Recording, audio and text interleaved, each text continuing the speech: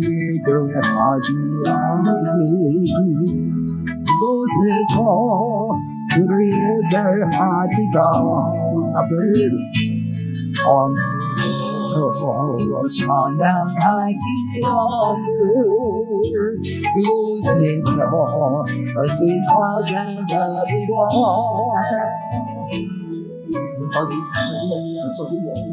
슬퍼하리라. 그곳에서 주께 헌신하리라. 슬퍼하지 않을 그곳에서 가슴을 슬퍼하리라.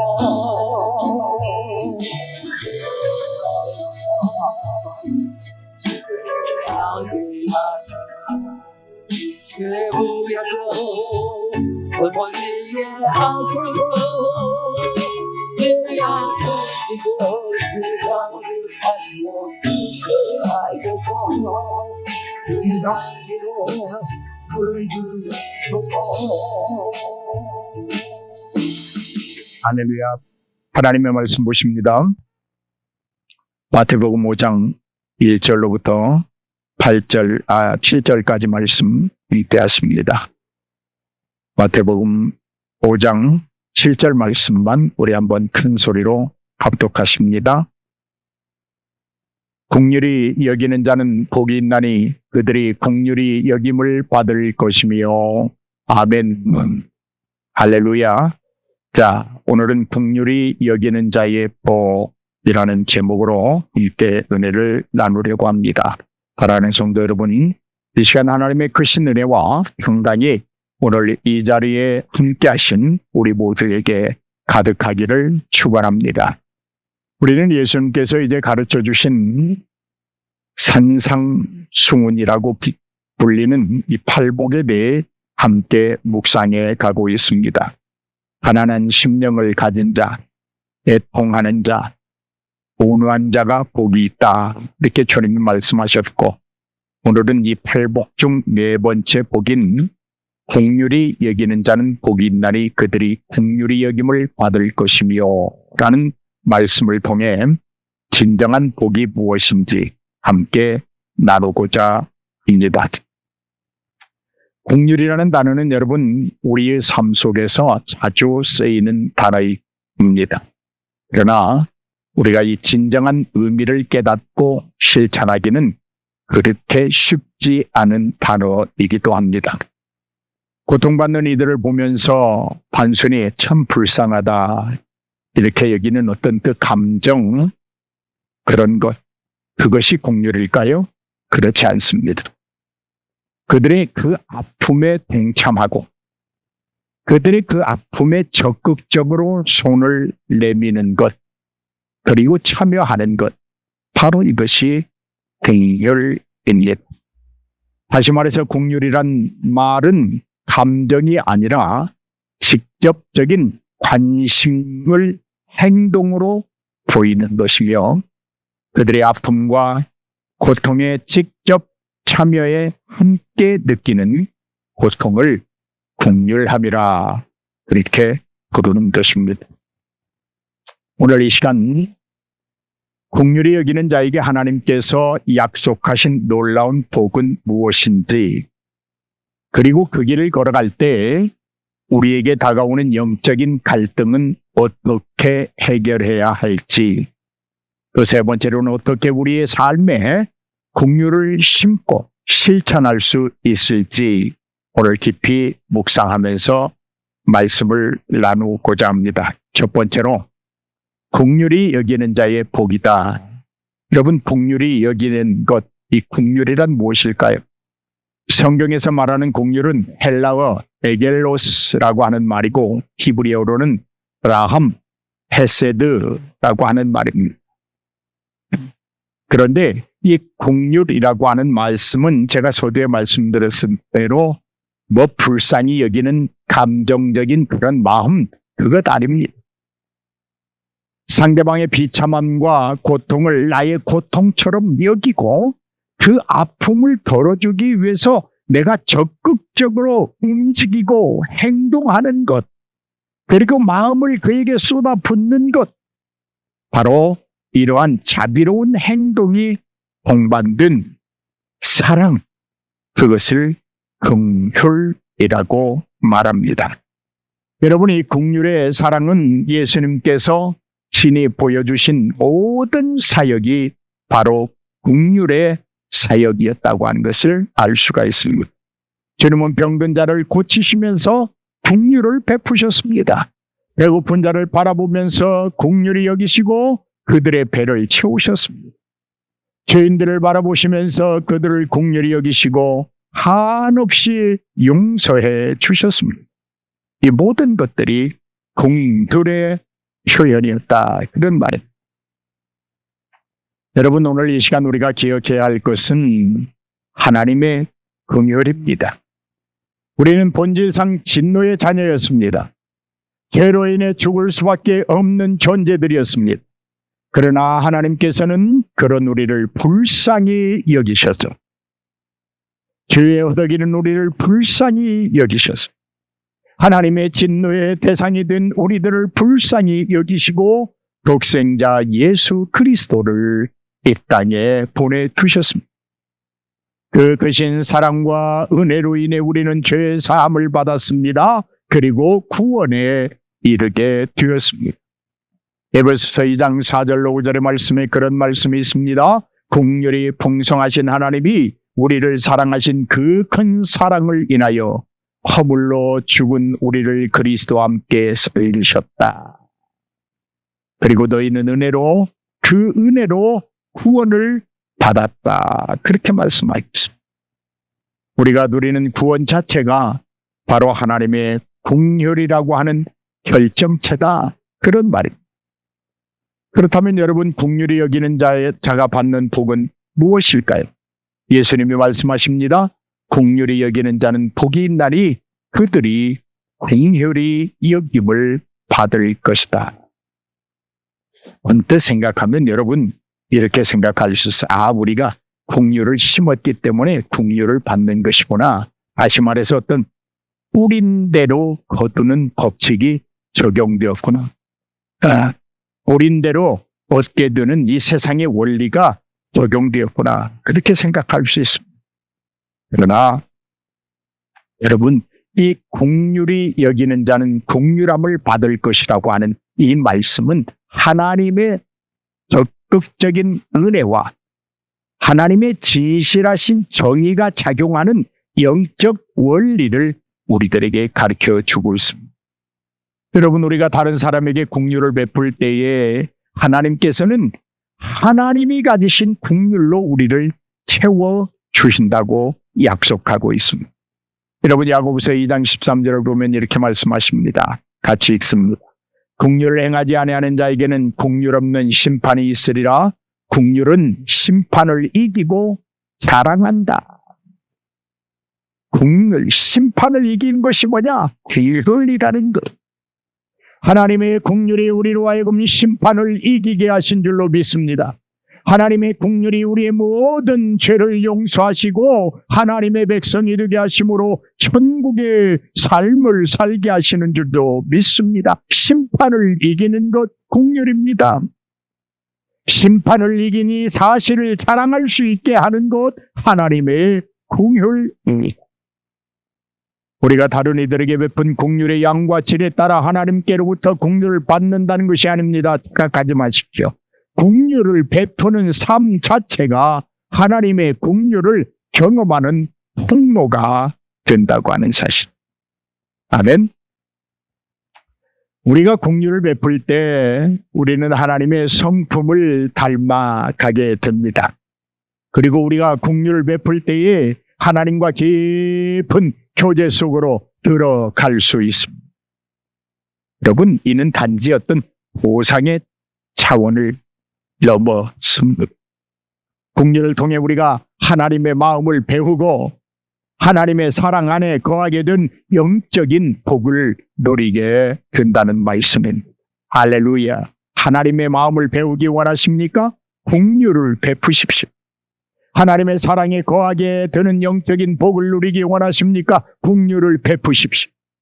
하나님은 긍휼히 여기는 자에게 긍휼히 여기는 복을 허락하시는 줄로 믿습니다. 어느 작은 시골 마을에 매일같이 리어카에 폐지를 싣고 다니는 한 노인이 있었습니다. 온종일 힘겹게 폐지를 모시는 그분의 모습을 보는 이들로 하여금 안쓰러운 마음이 들게 됐습니다. 마을 사람들이 대부분 무관심하게 지나치곤 했는데 한 아이가 있었습니다. 초등학교 3학년쯤 되어 보이는 이 아이는 여름날 노인이 힘겹게 리어커를 끌고 지나갈 때마다 자신의 집으로 달려가서 시원한 냉수 한 잔을 가져다가 드리곤 했습니다. 노인은 늘 그 냉수를 마시며 아이에게 고맙다고 인사를 건넸고 아이는 그저 해맑게 웃으면서 자신의 할 일을 다 한 듯 다시 놀러 가곤 했습니다. 어느 날 아이의 부모님이 그 모습을 보고 칭찬하면서 무엇이 너를 그 노인에게 그렇게 해드리게 했니? 라고 물었습니다. 아이는 이렇게 대답합니다. 할아버지가 힘들어 보였어요. 할아버지가 힘들어 보였어요. 제가 드리는 물 한 잔이 할아버지에게 큰 힘이 들 것 같아서요. 그래서 내가 할아버지에게 물 한 잔을 떠다가 드린 것입니다. 사랑하는 여러분, 긍휼이라고 하는 것은 내 이웃을 향한 눈의 영적 변화를 의미하는 것입니다. 어떤 사람을 바라볼 때 그 사람의 힘든 모습을 보고 그 광경을 보고 놓치지 아니하는 영적인 눈을 가져야 합니다. 이 아이의 순수한 마음과 작은 행동은 우리가 지금 생각하면 큰 것이 아니에요. 아주 작은 거예요. 그러나 그 긍휼함을 입는 그 노인에게는 큰 위로와 힘이 되었다고 하는 사실. 아이에게는 베푸는 기쁨을 주었고 이 어르신에게는 누군가의 긍휼이 자기에게 힘이 되고 있고 자기를 격려하고 있음을 알게 된 것을. 사랑하는 여러분, 작은 것, 그것이 곧 오늘 우리가 베풀어야 될 긍휼인 줄로 믿습니다. 누군가가 힘들어하고 누군가가 아파하고 누군가가 괴로워하고 누군가가 슬퍼하고 누군가가 낙담하고 절망할 때 필요한 것이 무엇일까? 우리의 작은 긍휼입니다. 이제 여러분, 긍휼히 여기는 자의 영적 갈등 해결 방법은 뭘까요? 우리가 긍휼히 누군가를 여기려고 할 때는 반드시 영적인 갈등이 일어납니다. 어떤 것이 있을까요? 첫째로 이용당할지 모른다는 두려움이 있습니다. 내가 잘해주면 저 사람이 나를 이용하려 들지는 않을까? 이런 염려 때문에 선뜻 손을 내밀지 못할 때가 있습니다. 요즘 세상이 더 그래요. 파도 세상이 험해서 도와주고도 법적인 책임을 져야 되는 큰 세상이 돼 있어. 두 번째로는 자원과 능력의 한계에 부딪히게 됩니다. 모든 이 아픔을 감당할 수 없다는 무력감과 내게 있는 것이 너무 부족하다는 생각에 우리는 긍휼을 베푸는데 주저하고 맙니다.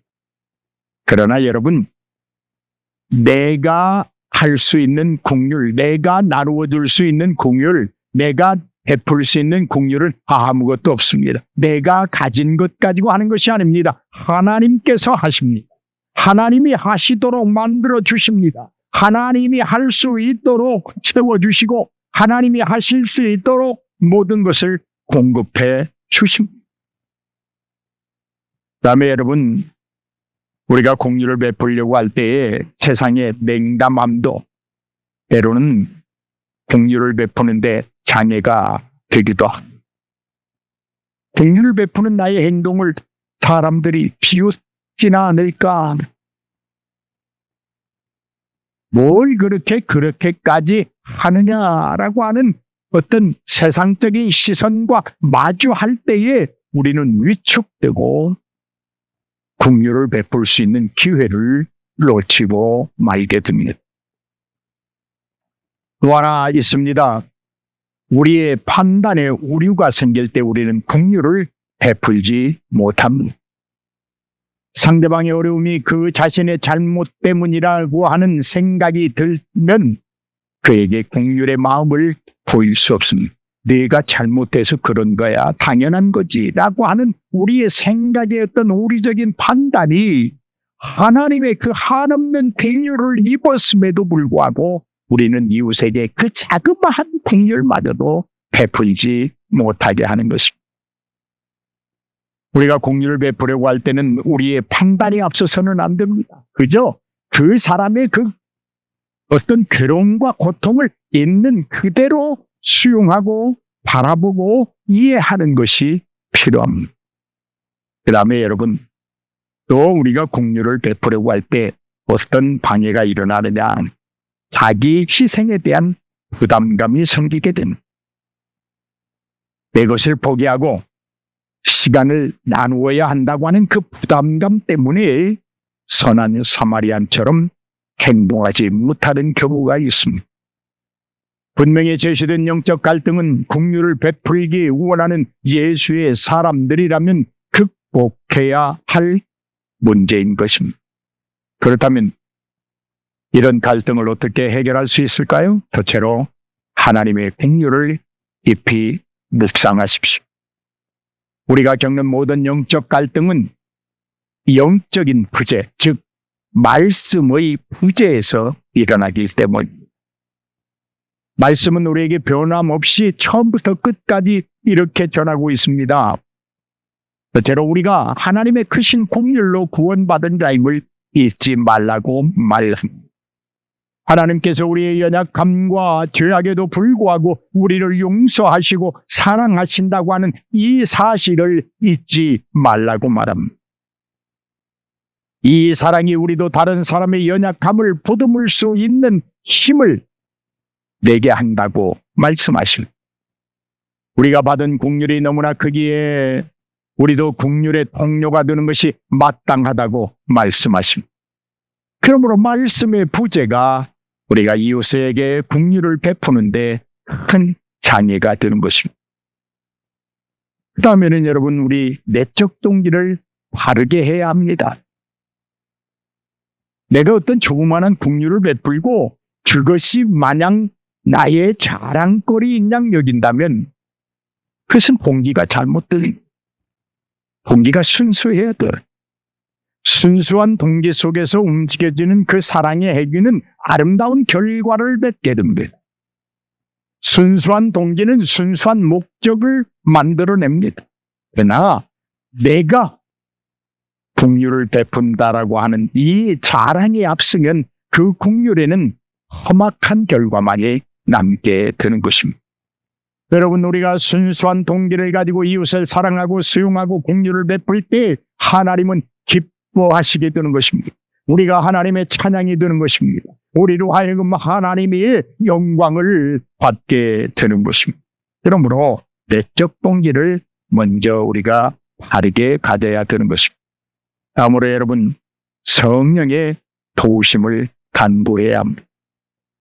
우리의 본성만으로는 지속적으로 긍휼을 베풀기 어렵습니다. 오직 성령님께서 우리 마음을 새롭게 하시고 사랑과 자비의 마음을 부어주실 때 우리는 긍휼의 삶을 살아갈 수 있기 때문입니다. 갈라디아서 5장 22절로 23절 말씀입니다. 오직 성령의 열매는 사랑과 희락과 화평과 오래 참음과 자비와 양선과 충성과 온유와 절제니 이 같은 것을 금지할 법이 없느니라. 할렐루야. 바로 이것이 긍휼의 마음입니다. 다음으로 여러분, 우리는 용서의 마음을 가져야 합니다. 때로는 우리에게 상처를 줄 수 있습니다. 우리가 긍휼을 베풀려고 할 때에 상처받을 수 있습니다. 그 상처의 양이 엄청나게 견디기 힘들 수도 있습니다. 그러나 내게 상처를 주고 내게 아픔을 주고 그 모든 것들을 용서하는 마음을 가지면 긍휼의 마음을 가질 수 있습니다. 여러분, 긍휼은 판단이 아닙니다. 긍휼은 이해입니다. 긍휼은 분노가 아닙니다. 긍휼은 용서입니다. 골로새서 3장 12절 13절 말씀. 그러므로 너희는 하나님이 택하사 거룩하고 사랑받는 자처럼 긍휼과 자비와 겸손과 온유와 오래 참음을 옷 입고 누가 누구에게 불만이 있거든 서로 용납하여 피차 용서하듯 주께서 너희를 용서하신 것 같이 너희도 그리 하라. 할렐루야. 너희도 그리 하라.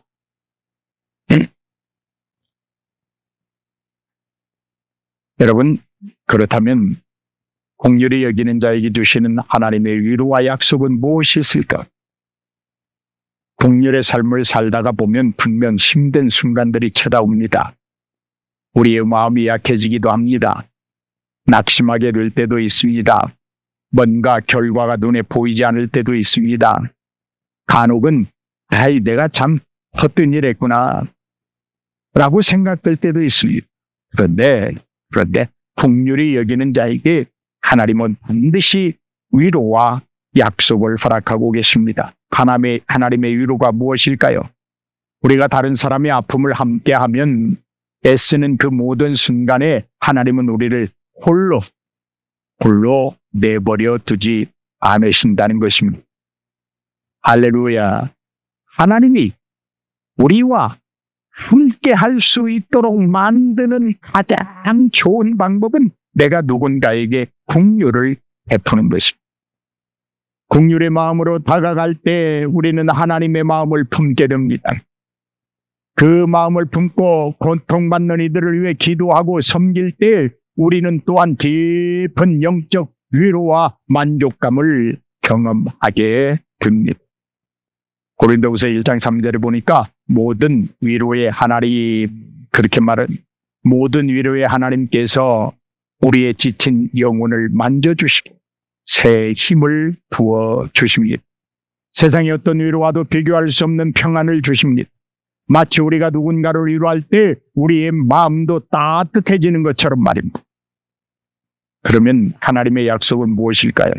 오늘 이렇게 약속하십니다. 그들이 긍휼히 여김을 받을 것이며 하나님께로부터 긍휼히 여김을 받습니다.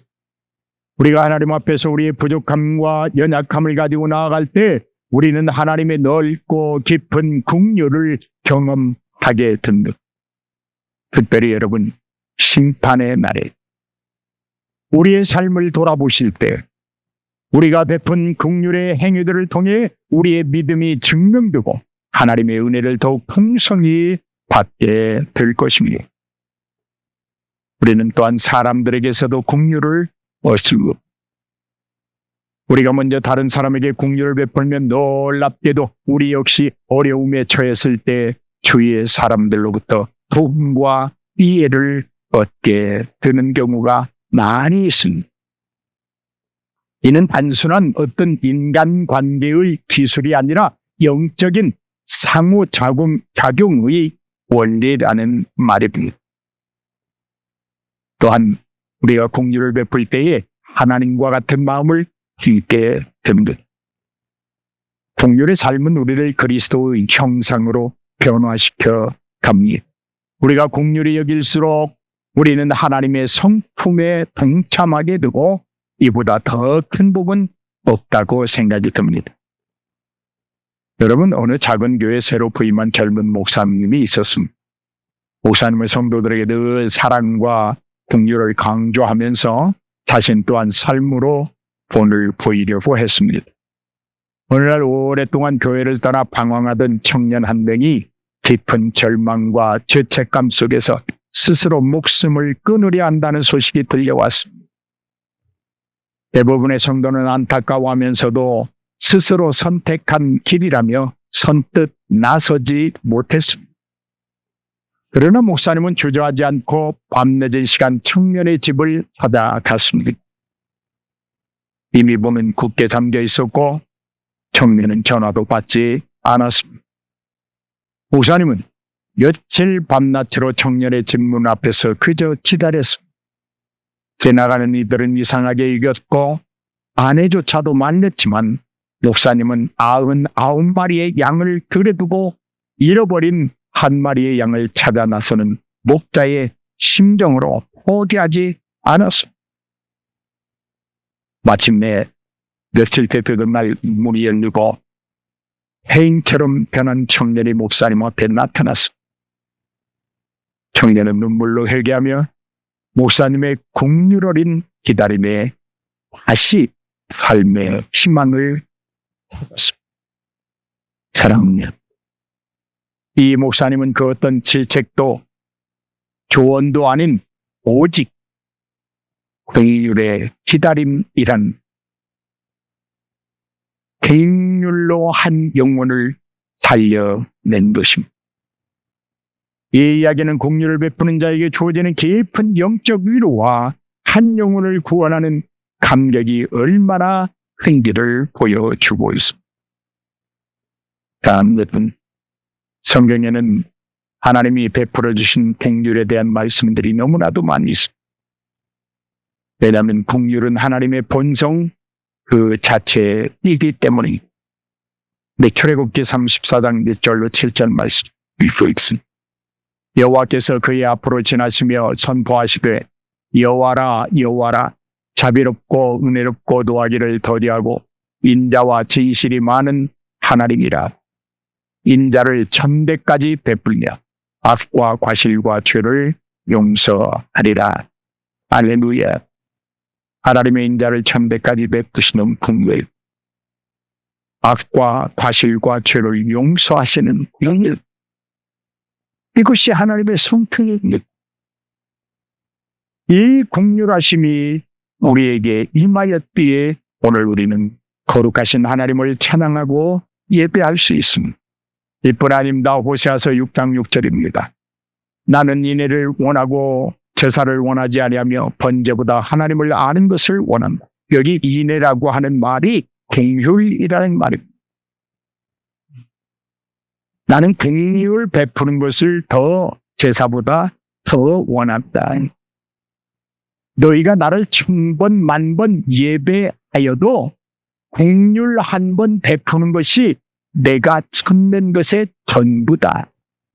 아멘입니까?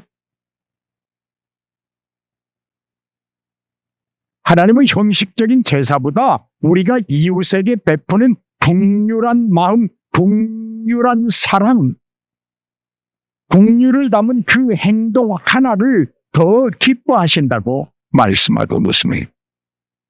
시편 103편 8절만 보십시다. 시작. 여호와는 긍휼이 많으시고 은혜로우시며 노하기를 더디하시고 인자하심이 풍부하시도다. 하나님의 긍휼하심을 노래하고 있어요. 아버지가 자식을 긍휼히 여기듯이 우리를 긍휼히 여기시는 하나님을 지금 찬양하고 있는데 여호와는 긍휼이 많으시다. 우리가 누구 닮기를 원합니다. 여러분, 여러분의 삶의 모범적인 기준이 누구입니까? 하나님 아닙니까? 예수님 아닙니까? 근데 그분이 긍휼이 많으시대요.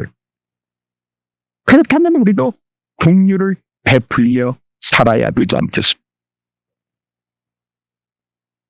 또한 신약에서도 우리는 긍휼을 찾아볼 수 있습니다. 누가복음 10장 30절로 37절에 보면 선한 마리아인의 사마리아인의 비유가 있습니다. 예수님이 누가 이웃인지를 설명하십니다. 강도 만난 자를 불쌍히 여기고 적극적으로 도운 사마리아인인 말이 진정한 긍휼의 사람이었다 가르쳐 주십니다. 이곳을 지나간 제사장, 이곳을 지나가는 레위인 그냥 지나쳤습니다. 자기 목숨 보전에 바빴습니다. 그러나 사마리아인은 모든 것을 희생하며 그를 돌보았습니다. 이웃에게 필요한 것을 가지고 그를 불쌍히 여긴 마음으로 행동했습니다. 그것이 예수님이 지금 칭찬하고 그렇게 너희가 살아야 된다 라고 말씀하고 있는데, 마태복음 18장 21절로 35절을 보면 용서하지 않는 종의 비유가 있습니다. 주인으로부터 엄청난 빚을 탕감받은 종이 있었습니다. 그런데 자신에게 작은 빚을 진 동료를 용서하지 않았습니다. 이 소식을 들은 주인이 크게 노하여 그를 심판합니다. 이 비유는 우리가 하나님께로부터 받은 크나큰 긍휼을 기억하고 그 긍휼을 다른 이에게 베풀어야 함을 가르쳐 주고 있습니다. 빌립보서 2장 1절로 4절에 보면 사람들의 일을 돌아보라고 말씀 보십시오. 그러므로 그리스도 안에 무슨 권면이나 사랑의 무슨 위로나 성령의 무슨 교제나 긍휼이나 자비가 있거든 마음을 같이하여 같은 사랑을 가지고 뜻을 합하며 한 마음을 품어 아무 일에든지 다툼이나 허영으로 하지 말고 오직 겸손한 마음으로 각각 자기보다 남을 낮게 여기고 각각 자기 일을 돌볼 뿐더러 또한 각각 바른 사람들의 일을 돌보아 나의 기쁨을 충만하게 하라. 나의 기쁨을 충만하게 하라. 우리가 주님을 기쁘게 하는 일이 뭘까? 다른 사람들의 일을 돌보는 것이라고 말씀하십니다. 다른 사람들에게 긍휼을 베푸는 것이라고 말씀하십니다. 많은 헌금이 금빛 찬란한 금덩어리가 하나님을 기쁘게 하는 것이 아니라고 말씀합니다. 다른 사람의 일을 돌보는 것, 그것이 내게 기쁨이라고 말씀하십니다. 다른 사람의 일을 돌볼 때 허영이나 다툼으로 하지 말고 오직 겸손함으로 다른 사람들 나보다 낮게 여기며 그들의 일을 돌보아 줘라. 이것이 나에게 기쁨이 충만케 하는 것이다. 할렐루야. 우리가 구약과 신약을 모두 살펴보면 긍휼은 하나님의 성품이자 그리스도인들이 마땅히 지향해야 할 삶의 태도임을 보여주고 있습니다. 그렇다면 여러분, 긍휼히 여길 수 있는 이 생활을 어떻게 적용할 수 있을까요? 여러분, 긍휼히 여기는 마음은 불교에서 말하는 단순한 자비, 그런 종교적인 개념이 아닙니다. 우리의 일상 속에서 구체적으로 실천되어야 하는 실생활입니다. 그렇다면 우리의 생활 속에서 긍휼을 어떻게 적용해 볼 수 있을까요?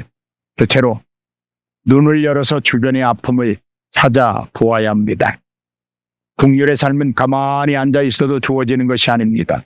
찾아 나서야 합니다. 찾아서 내 몸을 들여 직접 행하여야 합니다. 우리는 너무나 바쁜 일상을 살아가고 주변의 고통을 보지 못하는 경우가 많습니다. 길거리에 노숙자들도 많이 있습니다. 소외된 이웃들도 있습니다. 말 못할 아픔을 가진 가족이나 동료들이 있습니다. 친구들을 향해 눈을 열고 관심을 가져야 합니다. 다시 말해 그들의 아픔에 공감하려는 노력이 있어야 긍휼이 시작된다는 말씀입니다. 또한 여러분, 경청하는 마음을 가져야 합니다. 때로는 긍정적인 도움보다도 어떤 사람의 이야기를 마음껏 들어주는 것. 결국 그 사람이 누군가에게 자기의 마음을 막 토로하다 보면 자기가 스스로 문제 해결할 수 있는 답을 찾아내요. 그래서 카운셀러는 많이 들어주는 거예요. 자기를 찾아오는 내담자를 판단하고 이해하려고 하지 않습니다. 그냥 그 사람의 이야기를 많이 들어주는 거예요. 공감하며 들어주는 거예요. 누군가의 말을 진심으로 경청해 보는 거예요. 상대방의 존재를 인정하는 거예요. 경청하는 것은 상대를 인정하고 높여주고 존중하는 가장 기본적인 긍휼의 태도라는 말씀입니다. 그 다음에 작은 행동으로 여러분 사랑을 표현할 수 있어야 합니다. 아까 말씀드린 그 어린아이의 냉수 한 잔, 긍휼입니다. 따뜻한 말 한마디, 긍휼입니다. 작은 도움의 손길, 긍휼입니다. 어려운 이웃을 위한 봉사활동 참여, 긍휼입니다. 물질을 나눈 것, 긍휼입니다. 우리의 상황과 능력에 맞는 작은 행동이라도 실천하는 것이 중요합니다. 여러분, 긍휼은 움직이는 사랑이기 때문입니다. 다음에 여러분, 판단하지 말고 이해하려고 노력해야 합니다. 어떤 사람이 어려움에 처했을 때 우리는 그 원인을 분석하고 판단하려는 경향이 있습니다. 그러나 긍휼은 판단보다는 이해 등등, 손가락질보다는 보듬는 것입니다. 내 생각으로 판단하기보다는 하나님의 사랑으로 보듬는 것입니다. 그 사람이 왜 그런 상황에 처하게 되었을까를 돌아보는 것입니다. 그리고 그 아픔에 공감하는 행동의 사랑을 보이는 것입니다.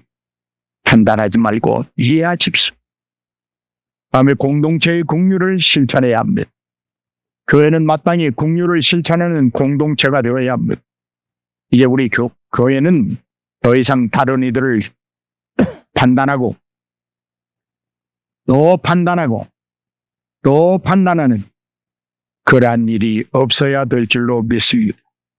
고아와 과부, 나그네를 돌보라는 성경의 명령처럼 교회는 이웃의 필요를 채우고 사회에 소외된 이들을 품는 역할을 감당해야 합니다. 우리 교회가 공동체적으로 긍휼을 실천할 수 있는 방법이 뭘까? 날마다 모색하고 그것을 찾아서 행할 때 하나님은 우리 교회를 통하여 기쁨을 얻으실 줄로 믿습니다. 사랑하는 여러분, 긍휼은 거창한 것이 아닙니다. 우리의 일상 속에서 만나는 작은 기회들을 통해 시작될 수 있습니다. 긍휼의 작은 씨앗을 심을 때 그 씨앗은 자라서 놀라운 열매를 맺게 되는 것입니다. 내 말씀을 결론으로 맺겠습니다. 사랑하는 성도 여러분, 오늘 우리는 마태복음 5장 7절 말씀, 긍휼히 여기는 자는 복이 있나니 그들이 긍휼히 여김을 받을 것이며 라는 말씀을 듣습니다. 긍휼히 여기는 삶이 우리에게 가져다주는 진정한 복이 무엇인지, 그리고 우리는 그 긍휼을 행하기 위하여 어떻게 해야 되는지 깨닫게 됐습니다. 우리는 긍휼이 단순한 감정이 아니라 행동하는 사랑이라는 것을 깨닫습니다. 또한 긍휼을 베풀 때 우리가 겪을 수 있는 영적 갈등들, 이용당할까 두려워하고 내게 능력의 한계가 있고 판단하는 마음을 가진 것, 이런 것들을 이겨내야 되는데 그것들을 이겨낼 수 있는 유일한 방법은 하나님의 긍휼을 기억하는 것이고 성령의 도우심을 구하는 것이고 용서의 마음을 가지는 것이라고 우리는 깨달았습니다. 오늘 이 깨달음은 하나님이 저와 여러분을 사랑하시기 때문에 주신 은혜라고 믿습니다.